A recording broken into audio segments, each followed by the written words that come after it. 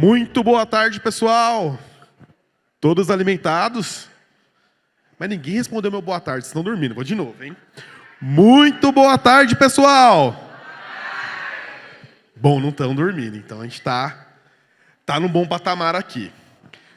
Sem muitas delongas, a gente sabe que vender no e-commerce, ter experiência, ter na prática e compartilhar tudo que funciona é um conteúdo riquíssimo. E eu tenho muito prazer de chamar essas 3 pessoas aqui hoje.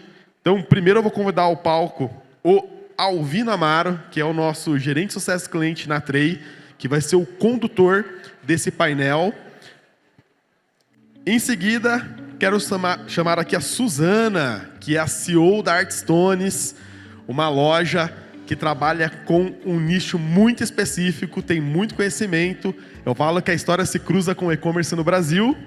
E também Geisa Alves, que é fundadora da Artesanato em Cobre, também um nicho bem específico, mas que tem muito conhecimento. E juntos, eles vão falar para vocês, nesse painel, as principais estratégias de marketing digital para acelerar um e-commerce. Sejam bem-vindos, palco é de vocês. Obrigado. Alô. Obrigado, Vini. Boa tarde, pessoal. Primeiro dizer que é um prazer imenso estar aqui com vocês. Muito legal fazer parte desse painel. E muito legal trazer histórias, pessoal, histórias de quem vive o e-commerce na prática. Então, a ideia aqui é que a gente consiga transmitir para vocês um conteúdo prático, um conteúdo que elas fazem no dia a dia. Gostaram da palestra de SEO anteriormente? Quem assistiu? Legal, então agora vocês vão ouvir na prática o que elas fazem de SEO. Olha só que legal. Então, Geisa, muito obrigado por ter vindo, por ter aceito o convite, tá? Eu que agradeço. Muito Boa legal. tarde aí, pessoal. Suzana, muito obrigado por ter aceito o convite. Obrigada, boa tarde, pessoal. Muito bom, então para a gente começar a todo vapor, vamos falar um pouquinho de marketing, de como vender. Porque o e-commerce, nós sabemos que ele tem que vender. Se não vender, não faz sentido ter um e-commerce, né? E eu queria começar fazendo uma perguntinha básica para vocês sobre o que vocês fazem no dia a dia da operação de vocês, o que vocês fazem de mídia que funciona para o negócio de vocês. Vocês podem também falar um pouquinho do negócio de vocês, que são 2 nichos bastante diferentes, não são nichos tão comuns. Então, conta para a gente, Geisa, o que você faz na sua operação e que vem dando certo no negócio de vocês? Como o Alvino disse, nós não trabalhamos com produtos muito comum no mercado, né? E eu vejo que o pouco de conhecimento que as pessoas têm sobre o produto foi justamente por esse trabalho que a gente fez de informar, de trabalhar esse conteúdo a respeito do nosso produto, né, que é o artesanato em cobre. Nós vendemos aqueles tachos de cobre, né, que faz doce, vendemos as panelas, aquelas canecas do Drink Moscow Mule. Então, quando eu comecei na internet, né, isso há 10 anos atrás, esse produto não vendia na internet. Simplesmente não se vendia. Você procurava e não tinha esse produto. Então, inclusive, quando a gente foi começar, o meu sogro já era produtor, né? Ele já fazia essas peças, mas ele trabalhava numa empresa, né, que fazia essas peças. E ele falava assim, isso não vai vender, porque isso só vende nas beiras de estradas, quem vai lá para Tiradentes, quem vai para Ouro Preto, aí acha esses produtos ali e compra. Mas isso na internet ninguém vai comprar, isso não é fácil assim. Então, quando eu comecei a divulgar e a vender esses produtos pela internet, eu tive muito desse desafio de, eu preciso mostrar esse produto, eu preciso mostrar quanto que ele é bonito, eu preciso fazer com que as pessoas entendam, né, o valor, aonde que pode usar, pode usar na cozinha, pode usar na decoração, né? Então, esse trabalho de divulgação, de marketing, né, e eu até estava conversando aqui com a Suzana também sobre isso, ele ganhou muito espaço para nós, no nosso caso, através das mídias sociais. Né? Então, o Instagram foi muito poderoso para nós nesse sentido. O próprio Facebook, que na época a gente ficava muito ali nos grupos do Facebook, Suzana, não sei se você lembra desse período árduo aí, né, que a gente ficava ali mandando os scripts, né, falando sobre o produto ali no grupo. Então, para nós, foi muito importante essa questão das mídias sociais para fazer o início desse marketing para o nosso produto. Bom, gente, esse é aquele momento que a gente esquece até o próprio nome, né? É a primeira vez que me entregam o microfone na mão, mas eu vou tentar sintetizar um pouco do meu desafio no e-commerce. Para começar, eu era uma empreendedora de rua, então eu vim para o e-commerce com zero conhecimento do que era realmente o e-commerce. E como muitos que estão aqui, que talvez estejam enfrentando essa dificuldade, eu enfrentei a dificuldade da falta de conhecimento. E a falta de conhecimento, ele é a primeira coisa que quebra a sua empresa no e-commerce. Só quando eu comecei a estudar, ou seja, quase 7 anos depois da minha loja na internet, é que eu comecei a conhecer o mercado, eu aprendi sobre o meu produto, eu fui conhecer quem era o meu cliente, eu nichei totalmente a minha loja para tirar certo, para poder atingir aquela pessoa em específico. E o meu produto ele é extremamente nichado, porque eu vendo pedras e artigos para quem monta semijoias. Não é para quem monta bijuteria, não é para quem vai usar a joia. Eu vendo o artigo para quem monta. Então, eu lido com pessoas leigas e com peças muito pequenas, altamente refletivas, difíceis de fotografar e de serem apresentadas na internet. Agora, o divisor de águas mesmo do marketing digital, que faz com que a nossa loja alavanque as vendas, é trazer conteúdo para o cliente. É trazer principalmente o ensinamento. Através das aulas que a gente publica, das dicas de montagem e do conteúdo rico que a gente utiliza nas redes sociais e principalmente ouvindo o meu cliente. Então, até 2 anos atrás, eu ficava simultaneamente com o pessoal do atendimento no atendimento ao cliente. Através das dificuldades desses clientes, a gente promovia uma transformação no cadastro do produto. Então, lá no cadastro do produto, a gente já tirava toda a dúvida que a maioria dos clientes tinham na hora da compra. Então, a gente colocava uma foto muito completa, trabalhava aquela dúvida no Instagram com dica de uso, gerava o desejo no Instagram, o cliente caía no site, ele tinha um acesso rápido para o produto e na descrição do produto respondia todas as dúvidas deles. Então, eu acho que esse é o caminho do marketing digital. Muito legal. Olha só, que elas falaram nicho, redes sociais, trabalhar bem o produto. Na palestra anterior, ele pediu para analisarem algumas lojas e fazerem algumas correlações no SEO. Eu convido vocês a olharem o site da Suzana, né? artstones.com.br. A Suzana tem um posicionamento muito legal no SEO, a loja dela é muito bem posicionada. E você acha, Suzana, que o segredo está nisso, está em você construir uma loja fazendo o básico bem feito, um bom cadastro, fotos, descrições? É nessa linha que temos que ir. Quem pretende fazer SEO tem que fazer isso bem feito, então. As pessoas confundem muito. Acho que SEO, eu vou lá, eu vou gastar 1 milhão no Google, eu vou vender. E, na verdade, o SEO ele é muito complexo. Ele começa lá no começo do cadastro do seu produto, desde o nome que você coloca no produto, a relevância na descrição dele, e depois lá no search, onde você preenche as palavras-chave, o meta description, etc. Mas é um contexto inteiro. O Google ele é uma ferramenta extremamente inteligente que analisa em milésimos de segundo se o teu produto é adequado para aquele cliente. E quando você faz isso errado, você entrega errado, e aí entra a taxa de rejeição do cliente. Então, numa média do mercado, no Fórum E-Commerce, nós vimos que era 1,6 a média de conversão do e-commerce, a gente consegue fechar em 3,8 mensal. Então, isso é uma taxa de conversão muito assertiva. Isso só acontece quando você é assertivo a partir do cadastro do seu item, que é onde as pessoas falham, né? Elas acham assim, vou cadastrar rápido, vou anunciar, vou vender. A pressa não funciona no e-commerce, gente. É passinho, um passinho de cada vez, se você quer ter um empreendimento de verdade.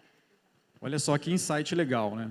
E muitas vezes nós não temos vendedores ali para atender quem está na nossa loja. Então, ele tem que tirar as dúvidas dele sozinho, de maneira autônoma. E ele vir no canal de atendimento o mínimo possível, desde que eu esteja online, né? Eu acho que na hora que o empresário ele é acostumado a vamos lá e vamos executar e vamos fazer, né? Aquela correria louca, né? E quando você para ali naquela parte de cadastro de produto, a gente faz muita análise de e-commerce, e aí você senta para ver, tem lá assim, né? Blusa de linho branco. A descrição do produto é essa, né? Então, assim, tem que ser mais específico, né? Igual a Suzana falou, acho que o cliente ele tem que entrar ali, tem que ver o produto e a descrição do produto, basicamente, é o vendedor vendendo aquele produto para ele, né? Então, acho que a gente erra muito na hora de subir os produtos, esses cadastros, tem que ter essa paciência, esse cuidado. Legal. Eu vejo no meu dia a dia, na operação, muitas novas lojas, muitos novos entrantes, e também muitas lojas que já estão operando, né? E outro dia, falando com um cliente, ele é um cliente viciado em tráfego. Ele só quer gente na loja, mas a conversão dele é 0,2%. Então, como que vocês lidam com isso, Geisa? O que vocês fazem, obviamente, buscando tráfego, mas cuidando para que a conversão não seja um fiasco? A Suzana, 4% de conversão, isso é um absurdo de bom, né? Então, como que você lida no teu nicho, no teu negócio, cuidando da conversão, obviamente, trazendo o tráfego, mas cuidando da conversão? Esse, com certeza, acho que é um desafio geral do e-commerce, né? É você escalar, mantendo a taxa de conversão e, pelo contrário, melhorando, buscando taxas melhores ainda, né? Então, lá no Artesanato em Cobre, por exemplo, por se tratar de um produto que poucas pessoas conheciam, né? Hoje em dia é bem mais conhecido, a gente foi para a televisão, então isso ganhou um destaque maior, mas por as pessoas entrarem ali e não saber, nossa, o que é isso? Estranho, mas é bonito, né? Então, a gente tinha esse desafio de aumentar a taxa de conversão. E esse foi um primeiro desafio, que foi a questão, né, do cliente se identificar com o produto, e a gente começou a trabalhar justamente isso que a Suzana falou, a questão do conteúdo, de você mostrar o produto bonito, aquela questão do aspecto visual, né? Depois, se vocês tiverem curiosidade de entrar lá no feed do Artesanato em Cobre, né, você vê e você tem vontade de comprar, mesmo sem conhecer, né, o cobre, justamente por isso. Então, esse foi o primeiro ponto que a gente foi de frente. Peraí, deixa eu deixar o produto desejável. E o segundo ponto, que foi muito importante, foi a questão da tecnologia. Para nós, né, fazer a migração de plataforma foi extremamente importante. Para vocês terem ideia, quando a gente começou a escalar, né, passou ali dos R$100 mil de faturamento mensal, e a gente começou a buscar essa escala maior, a nossa taxa de conversão ela foi caindo. Então, mas espera aí, por que a gente chegou até aqui com 1,0 de 1% de conversão, e agora que a gente está escalando, trazendo mais gente, está caindo, né? E aí a gente esbarrou nessa parte de tecnologia, foi quando a gente fez a nossa migração para a Tray, e aí a gente conseguiu recuperar isso e trazer. Então, a gente tem que ficar de olho com relação à taxa de conversão, no sentido de eu estou trazendo um público qualificado, né? Mas eu também estou trabalhando a minha tecnologia para que isso seja fácil, né? Então, hoje as pessoas querem comprar em um clique, né? Quer entrar ali e ter aquela facilidade, né? Principalmente a gente que tem muito desse público um pouco mais leigo, né? Então, quando você vem e pensa nesses detalhes, isso faz a diferença aí para aumentar a taxa de conversão. O tráfego sem taxa de conversão, sem você colocar dinheiro no bolso, não faz o menor sentido, né? A gente tem que estar sempre alinhando aí essas expectativas. Nesse momento onde eu tive esse desafio, minha taxa de conversão não está legal, peraí, gente, vamos tirar o pé do acelerador do tráfego e vamos olhar para dentro, né? Foi quando a gente fez todo esse processo de migração aí e agora retornamos para a escala. Legal, então é um conjunto de fatores que no final vai converter mais ou menos e você tem que ficar atento a tudo isso, tá? Suzana, a sua operação hoje do online é uma operação de 17 anos e, obviamente, você aprendeu muito ao longo dessa jornada, né? O que você faz hoje na operação, que você poderia dar como dicas aqui para o pessoal, né, para quem está querendo começar ou quem já está, o que você faz mais focado para trazer público para o e-commerce, focando no varejo, para a venda final, para o consumidor final? O meu público, ele é geralmente o artesão, né? Ele não é bem o final, porém a gente acaba atingindo também ele. Hoje a gente investe muito em conteúdo, porque o meu produto é técnico, e há uma carência muito grande no mercado acerca dele. Então, eu tenho bastante conhecimento, eu sou a terceira geração da minha família que trabalha com pedras, então eu peguei todo esse conhecimento e transformei em mídia. Mas eu transformei em mídia de uma forma que qualquer pessoa, mesmo leiga, quando ela lê, ela compreende, ela sente desejo e ela acaba comprando ou entrando para o ramo. Então, a gente investe muito mesmo no marketing de conteúdo. Agora, tem uma coisa muito interessante, né? As pessoas pensam muito em, eu quero atrair e tal. Eu já cheguei muitas vezes em uma página do Instagram e despertei desejo em algo, e quando eu entrei no site, eu falei, né? Porque as pessoas não entendem quem é seu público? Como que ele se comporta? Aí a pessoa coloca um layout fluorescente para vender roupinha para idoso. Gente, não funciona. Então, você tem que conhecer a sua paleta de cores, qual é o comportamento do seu público. E quando você gera o desejo, seja através do conteúdo ou trazendo o cliente para o seu site, isso é extremamente importante. O seu site tem que corresponder àquele conteúdo. Então, quando o cliente chega, ele encontra já logo de cara aquilo que ele estava procurando, ele consegue se identificar com aquele produto, então eu gero a compra, a taxa de conversão e a recompra através disso. Então, hoje, o que eu faço mais para vender é atrair esse cliente através desse conteúdo rico, principalmente trabalhando na dor deles, né? Que é a dificuldade de montar uma joia, por exemplo. E com o marketing de conteúdo, obviamente, você consegue pessoas mais qualificadas, né? Ou seja, as pessoas que te procuram já têm um perfil de comprar o seu produto de uma forma muito maior. E, obviamente, você tem um custo de aquisição menor, né? Geisa, no caso de vocês também investem em conteúdo, você é uma grande produtora, né, de conteúdo. Conta um pouquinho como que é na operação de vocês. Conteúdo mudou o jogo, né, para nós, porque foi justamente em trazendo esse produto para o contexto das pessoas, aonde que elas usam, como é que elas usam, inspirações de como usar, né? A gente começou a trabalhar muito conteúdo em 2016. E de lá para cá a gente nunca mais parou, justamente porque isso começou a dar um retorno muito grande. E quando a gente para pensar em conteúdo, né, eu converso muito com dono de e-commerce e eles sempre chegam com a mesma dor. Geisa, eu não tenho saco para ficar fazendo conteúdo, mulher, eu quero é vender, eu quero é faturamento, eu não tenho tempo para isso, eu tenho que atender, eu tenho que cuidar da minha equipe, eu tenho que enviar pedido e eu ainda tenho que ser blogueirinho no Instagram, né? Ninguém merece. Mas é porque a gente precisa ter uma visão diferente desse conteúdo. Esse conteúdo ele não é igual um conteúdo de uma blogueirinha. O conteúdo que uma empresa faz é um conteúdo voltado para o produto. O objetivo ainda é vender, né? E esse conteúdo ele vai impactar a nossa taxa de conversão, porque vai deixar o cliente mais consciente. O meu cliente que chega lá hoje, ele nunca viu falar de cobre, e ele vê uma caneca, ele vê um tacho.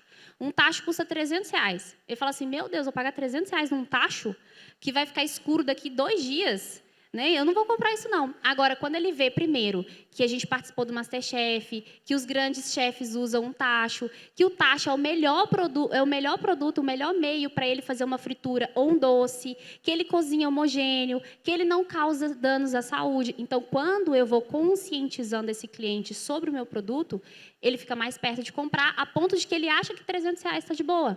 Então, quando você começa a criar esse conteúdo, por mais trabalhoso que ele seja, apesar de que hoje a gente consegue, né, com as inteligências artificiais, ajudar, né, nesse processo, soltar um pouco mais, né, o ChatGPT é um exemplo disso, né? Então, quando a gente começa a conciliar isso, fica mais fácil. Mas eu falo que você começa a destravar conteúdo, a soltar muito mais conteúdo, a fazer esse marketing de conteúdo quando você olha para o produto. E você olha para o produto porque você entende que, a partir dele, ele tem esse universo. Quem usa, como usa, quais são as dores das pessoas que usam, quais são os sentimentos que ela tem quando ela recebe, quando ela vê aquele produto. Então, isso é muito importante para você melhorar e otimizar o resultado dentro do e-commerce. E você tem que, imagino, que conectar todas as coisas, né? Como a Suzana falou. Exato. Você anuncia algo numa rede social, mas quando o cliente chega no teu site, ele encontra uma outra coisa. Então, você tem que ir conectando as coisas, tudo aquilo que você faz, desenvolve, para que no final o cliente tenha uma experiência única para comprar com você, né? Nós estamos vivendo agora uma era dos influenciadores, das lives, enfim, esse público todo gerando tráfego para os e-commerce, para as lojas, enfim. Vocês já tiveram alguma experiência com isso? Vocês têm alguma coisa que vocês conseguem compartilhar com a gente sobre esse ponto? Sim, eu utilizo muito dos influenciadores, mas quando eu comecei a usar influenciadores, eu falei assim, eu não tenho verba para investir, né? Porque a gente nunca tem verba para investir naquilo, principalmente naquilo que a gente ainda tem meio dúvida se funciona ou não, né? E quando eu comecei a fazer, as primeiras foi aquelas tacadas assim, deixa eu pegar um influenciador que tem, sei lá, o primeiro influenciador que eu peguei, ela tinha 2 milhões de seguidores. E aí eu fiz uma remessa de pedidos para ela, mandei, ela fez um stories, eu falei assim, meu Deus do céu, essa mulher fez um stories só e ela não postou mais nada e aquele negócio assim, passou. Aí eu falei, não, no próximo eu vou acertar. Aí foi um ator do SBT, entrou em contato comigo pelo telefone, eu falei, não, que legal, né? Vai dar tudo certo, mandei para ele. Gente, ele não fez uma postagem, até hoje estou esperando. Isso foi em 2017. Eu mandei para ele R$ 2.500 em peças, em produto. Isso preço de custo, de venda, sei lá, dava uns R$ 12.000 hoje. Então, estou esperando até hoje. Se ele estiver vendo esse vídeo aí, estou esperando o public post. Então, assim, essas bater cabeça com o influenciador me ensinou peraí, isso aqui eu preciso ter um processo aqui também, eu preciso identificar quem é que funciona. Então, olhei para o público, né, que os insights da Suzana têm sido bastante sobre isso, olhei para o público, quem que é que o meu público gosta de acompanhar? Comecei a perguntar, qual que são os influenciadores que você gosta de acompanhar? E eles mandavam. Então, naquela ali, eu já tinha as bases de quem que é que eu ia sondar primeiro. E aí, eu comecei a olhar para esse lado. Foi quando eu tive uma descoberta enorme e que mudou completamente o jogo com relação a influenciadores. Eu comecei a perceber que os meus clientes estavam me marcando no Instagram.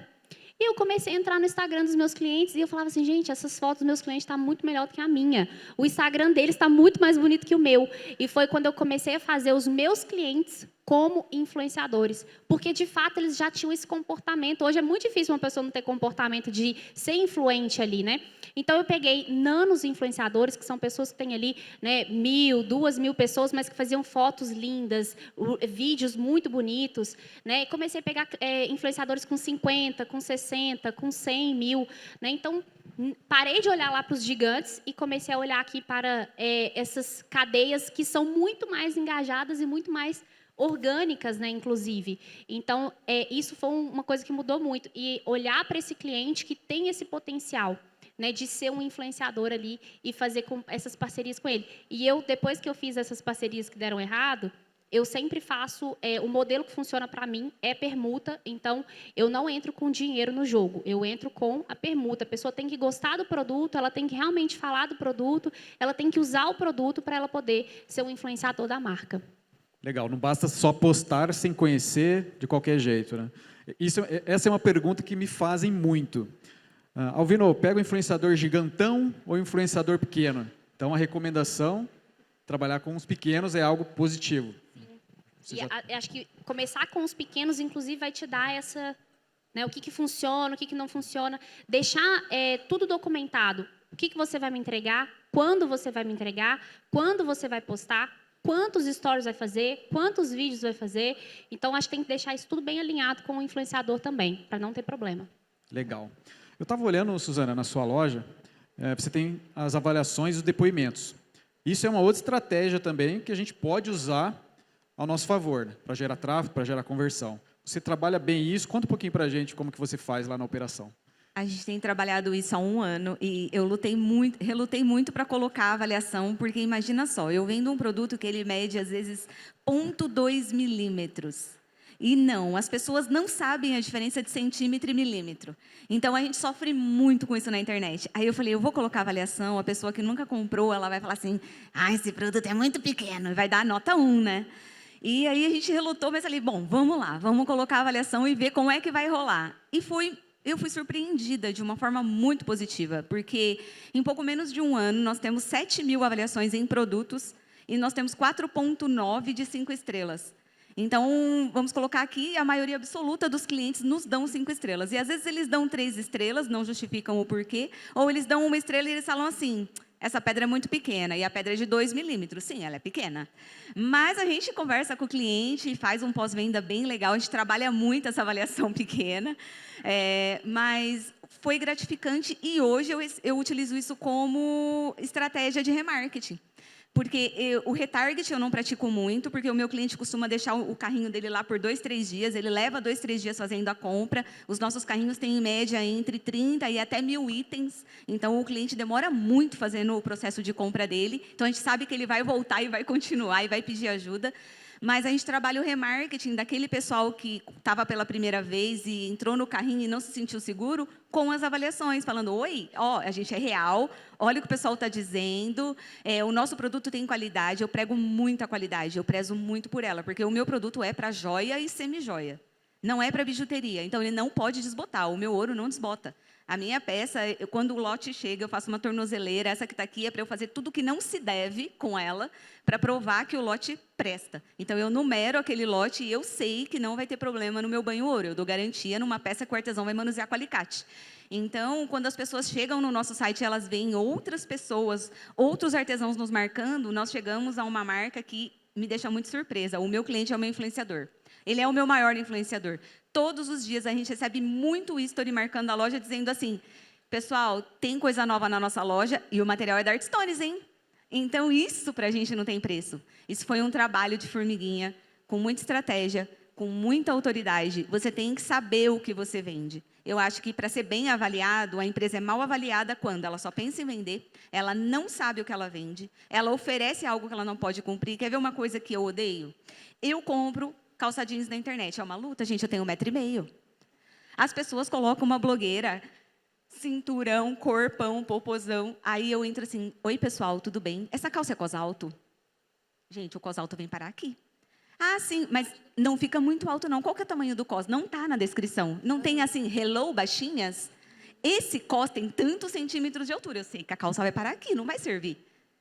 E aí entra... Olha só, a gente está falando de avaliação, mas entra um outro ponto importante. O que é que quebra o e-commerce? A troca. Eu vendo insumo. Tem mês que eu tenho 2 trocas no mês. 2. E eu vendo bastante, gente. Eu tenho um volume muito alto. E essas 2 trocas, às vezes, a gente consegue reverter ela entrando em contato com o cliente e mandando uma aula para ele aprender a usar o produto. Isso tudo acontece porque a nossa descrição é adequada, porque a gente prega confiança para o cliente. Então, você usa a sua avaliação, mas você só tem uma boa avaliação se você entregar o que você está prometendo. Senão, você não consegue nem escalonar, nem ter sucesso. Aí depois, mas o cliente está difícil. O vendedor também está difícil, gente. Vamos colocar informação nesse produto. Vamos vender de forma adequada na internet. Vender na internet é estudo, é qualificação. Sem estudo não dá, tem que estudar todos os dias. Não dá para ter preguiça. Eu pareço uma máquina trabalhando. Eu sou a famosa ninguém do Instagram. Eu tenho 300 seguidores, possivelmente a maioria é família, amigos e algumas pessoas que eu meio que ameacei. Pô, segue um pouquinho, né, gente? Mas eu tenho 5 fotos porque meu filho me obrigou a postar. Mas na minha rede social da minha empresa, eu sou uma locomotiva. E eu falo, pode colocar pedra no trilho, eu vou estourar ele e vou passar. Não diz que não dá certo para mim. Então, eu acho que é isso. Empreender no e-commerce é você se revolucionar todos os dias. Legal, eu gostei muito dessa parte que você falou. Eu falo com o cliente. Eu acho que os varejistas online, eles têm um viés, muitas vezes, de distanciamento do cliente. Eu vendo online e eu não falo com ninguém, se ele quiser falar comigo, eu não falo, enfim. E a gente vê que as lojas que falam com o cliente, que estão próximas do cliente, elas têm muito mais sucesso. E isso que você falou me chamou muita atenção.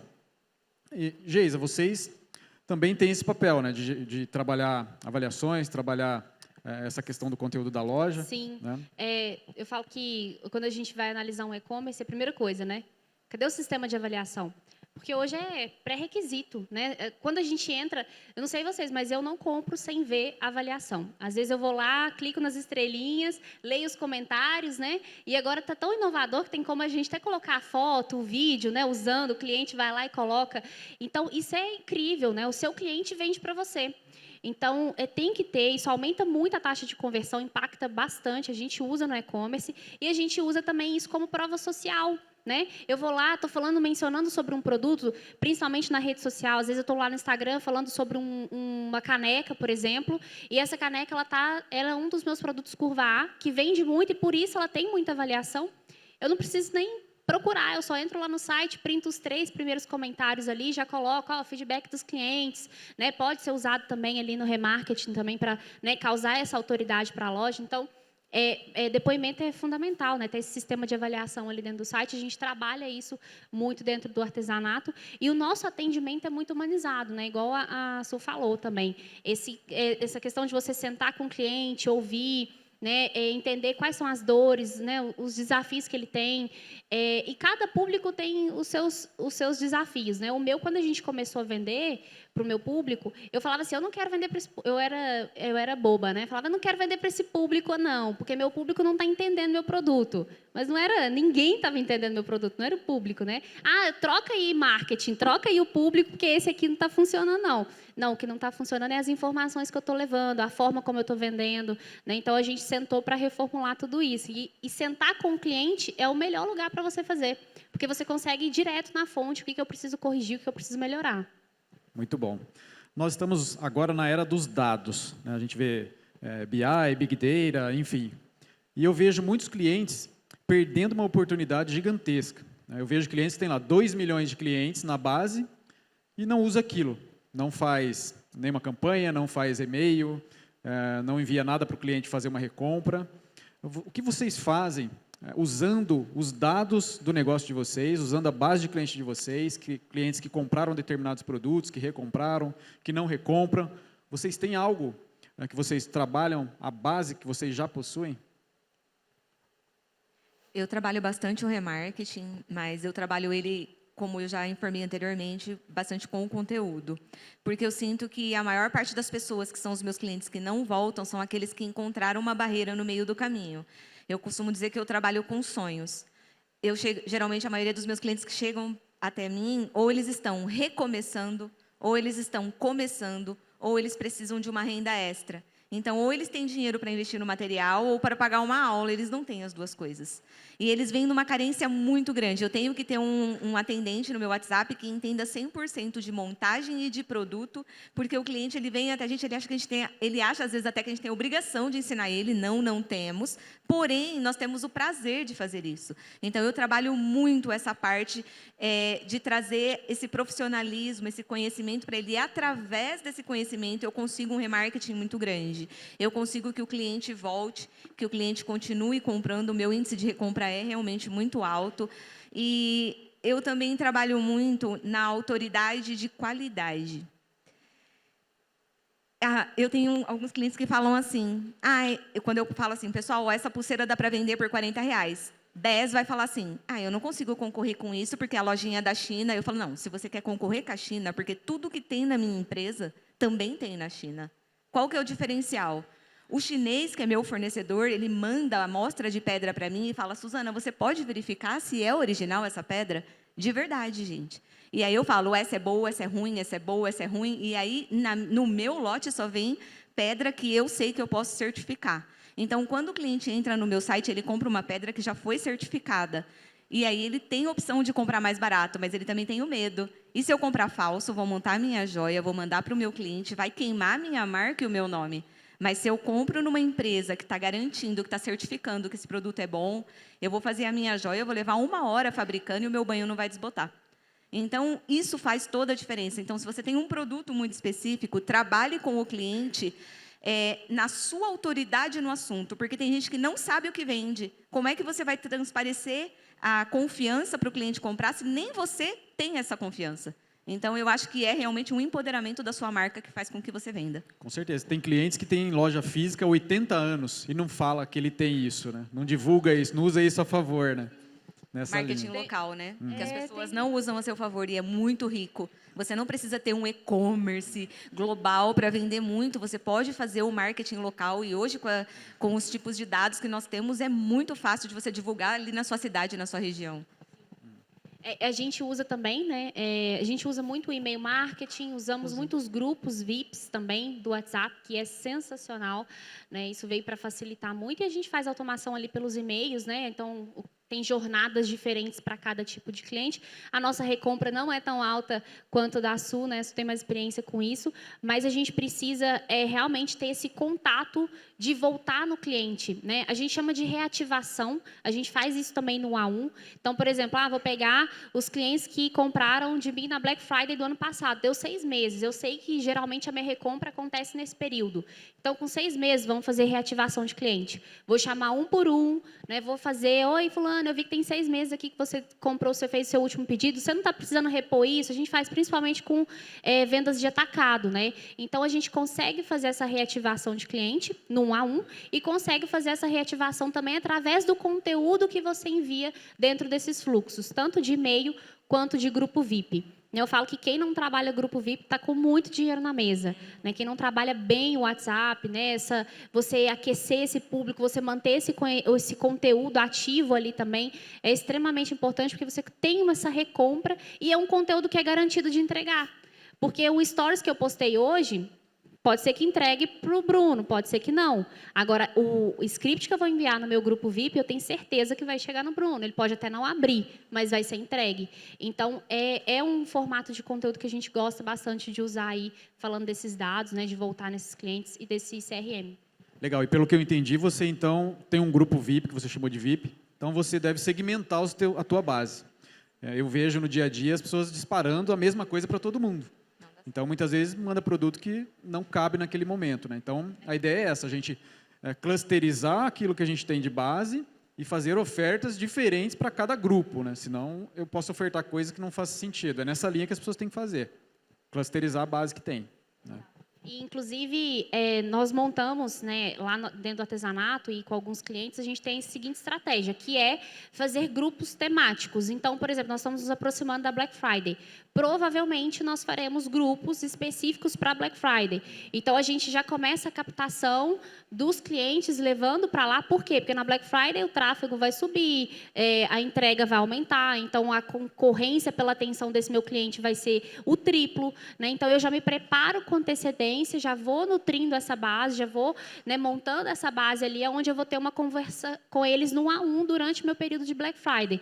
Então, isso é muito importante, a gente pode fazer isso de forma sazonal, dependendo da empresa, o que ela vende, né, em alguns períodos. Vou fazer para Páscoa, fazer para o Dia das Mães, para o Dia dos Pais, isso também funciona. E depois você consegue ir trabalhando, jogando eles dentro de fluxos. Legal. A Suzana, pessoal, ela investe 0 em Google. É isso, Suzana? Nos últimos 2 meses, nós investimos R$0 em Google e R$2.000 na Meta, que é o Instagram e o Facebook, porque a gente trabalhou muito o nosso orgânico. Então, nós somos muito orgânicos, né? E, assim, eu sou até meio doida com isso, porque a primeira coisa que eu faço no meu dia, quando eu ligo o meu computador, é abrir 4 ferramentas de análise. E eu estudo o Google antes dele sair a mudança no Brasil. Existem sites que publicam o que o Google pretende publicar daqui a 1 ano no Brasil, porque ele lança nos Estados Unidos primeiro essa mudança.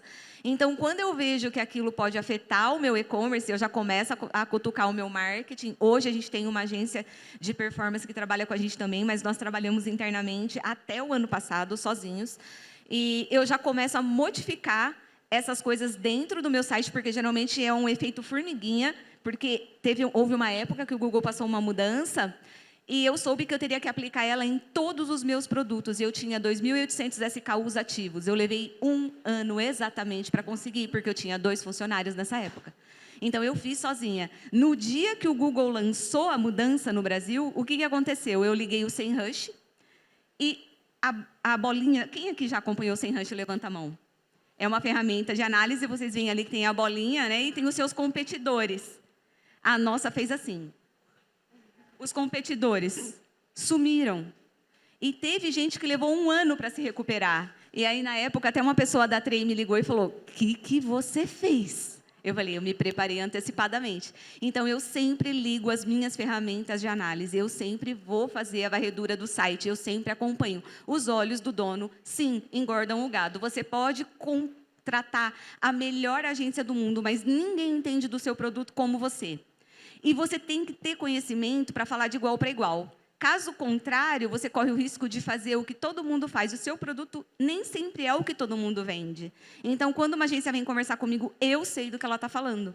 A minha equipe sabe do que ela está falando. E não dá para falar batatinha quando eu quero ouvir maçã. Não dá certo. Eu falo, opa, peraí, como é que é? Então, isso é muito importante para quem quer empreender no e-commerce. Muito bom. Só para matar a curiosidade, você falou do SEMrush, é uma ferramenta que você usa. Quais seriam as outras? Eu uso o Analytics do Google Analytics. mesmo, só que eu uso muito a ferramenta de estatísticas da Trey. Tá. Por exemplo, se eu quero saber se um lançamento meu deu certo, porque eu unifico as minhas campanhas. Eu lanço o desejo de um lançamento de um produto no Instagram, eu já disparo uma sugestão de uso, lanço o e-mail marketing com o mesmo lançamento. Quando o cliente chega no meu site, ele é impactado pelo banner principal e com um caminho para ele comprar aquele produto. né? E aí, no outro dia, se eu quero saber se a campanha deu certo, ele está lá nos tópicos dos mais vendidos. Então, eu uso também a ferramenta de análise de mais vendidos da Tray. E uso as próprias ferramentas do Google. E algumas ferramentas para medir, por exemplo, o meu SEO, que hoje está em 94%. Uma coisa interessante, só ouvindo, só um adendo, né? Esse ano eu tive que escolher entre performance e vender.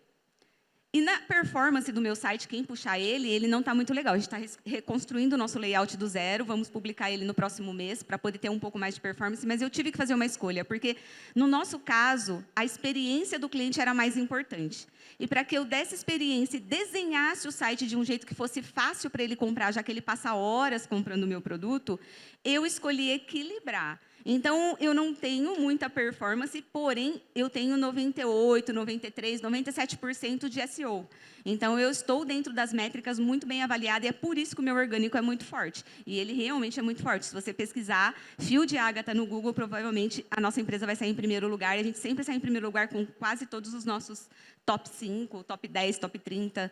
Então, eu acho que é um trabalho mesmo de formiguinha. Aí é você parar, pensar, olhar e falar: quem sou eu na fila do pão? Quem é o meu cliente? Qual é o meu produto? Como que eu atinjo ele? São as perguntas básicas. Não, muito legal essa questão da performance. A gente vê no dia a dia as pessoas lutando, né, com velocidade no mobile e, ao mesmo tempo, com conversão.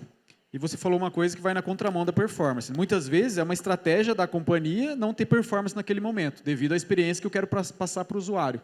Então, isso acontece, tá, pessoal?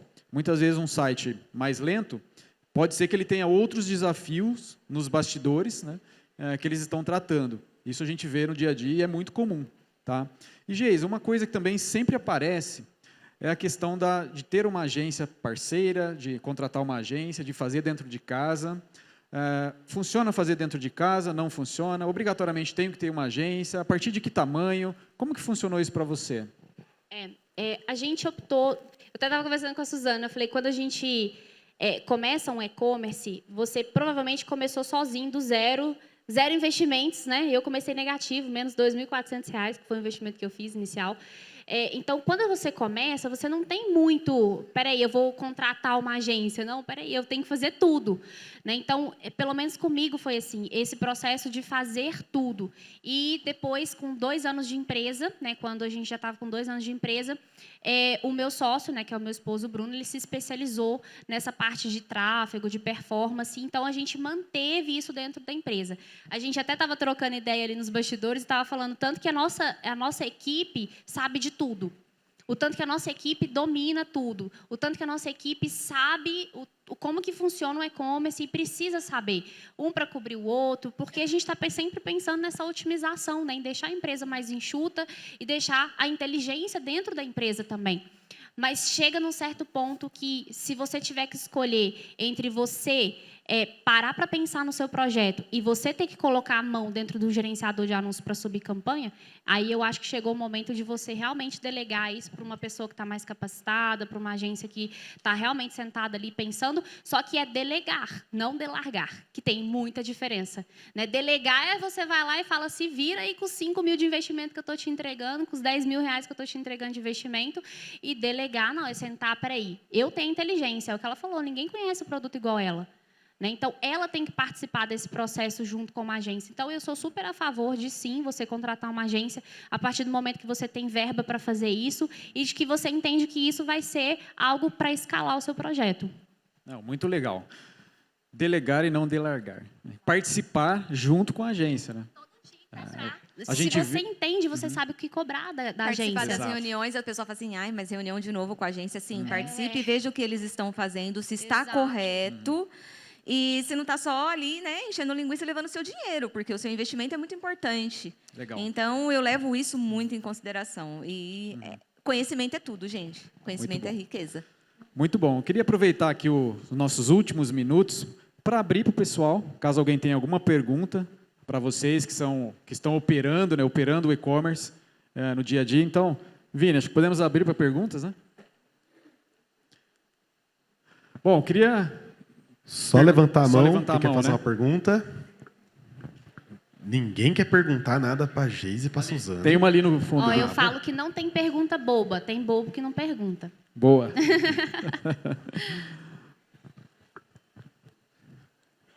Olá, tudo bem? Geisa, parabéns aí pela loja. Meu nome é Vinícius. Você disse que utiliza hoje a rede de influenciadores para impulsão de vendas, né? Em algum momento você trabalhou a indicação de clientes direto para impulsionar e reduzir CAC? Você fala trabalhar com indicação dentro da base de clientes, né? Isso. Não, particularmente a gente não trabalha nenhuma estratégia específica para isso acontecer, mas acaba acontecendo em consequência. E eu falo que negócios que não têm uma taxa de recompra muito alta tem que se atentar muito para isso que ele está falando. Porque se você não tem recompra, igual o cliente dela que volta, apesar dele também indicar, você precisa estar atento a, opa, peraí, aonde que eu vou escalar o meu negócio aqui? Eu preciso dessa rede de indicação. Então, a minha recomendação é realmente você sentar e fazer ali um caminho, né, uma trilha para esse cliente que está chegando. Aí tem um insight muito legal aqui, que é rapidinho para compartilhar com relação à indicação, que é, você tem que entender o seguinte, se o seu cliente não volta a comprar de você, vou dar um exemplo bem bobo, mas que não vai restar dúvida. Buquê de noivas. A noiva vai comprar só uma vez, se Deus quiser, né? Vai casar só uma vez, vai comprar só uma vez. Então, comprou o buquê de noiva, ela não vai voltar. Aonde que eu tenho que pedir indicação para ela? Quando ela fecha o pedido. Eu não tenho que pedir indicação para ela quando ela recebe o pedido.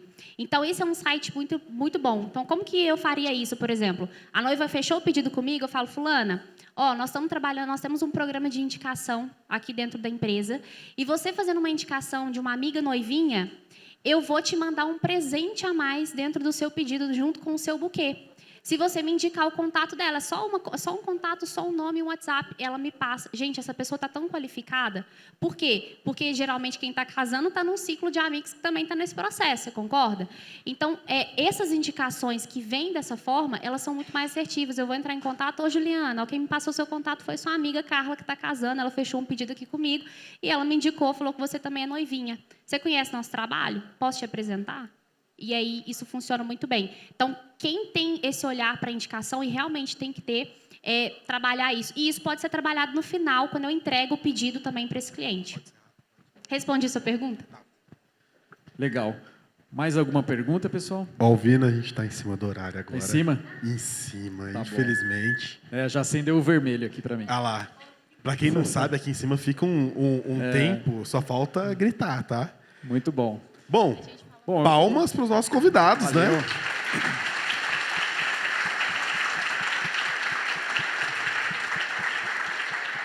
Alvino, Geisa, Suzana, obrigado por ter aceitado o convite, compartilhar todo esse conteúdo. Eu posso falar, assim, por experiência, são 11 anos que eu trabalho por dentro de um e-commerce. Ai, se eu tivesse alguém para falar isso para mim lá atrás. Muito bom. Mas levem para a prática. Valeu. Obrigado, Vini. Valeu. Obrigado, Suzana. Obrigado, Obrigada, Geisa. pessoal. Obrigado, pessoal.